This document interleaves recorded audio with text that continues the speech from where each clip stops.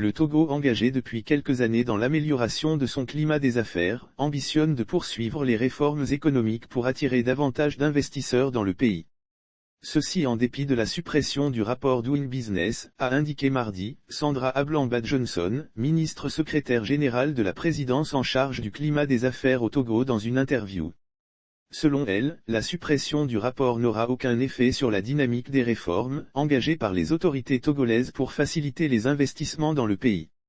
Cette dynamique, souligne-t-elle, n'est pas motivée uniquement par le classement Doing Business de la Banque mondiale, mais elle est la résultante du leadership du chef de l'État togolais qui s'est toujours donné pour objectif de faire du Togo un endroit sûr pour les investissements. La collaboratrice de Faure Gnassingbé B précise par ailleurs que le Doing Business ne constitue pas une obligation mais plutôt une mesure d'incitation. Et de soutenir que les efforts d'amélioration du climat des affaires vont en faveur de l'amélioration des conditions de vie des Togolais, ils ne sont pas destinés aux classements ou aux observateurs. Notons que la mise en œuvre réussie des différentes réformes a permis au Togo de faire un bond dans le Doing Business.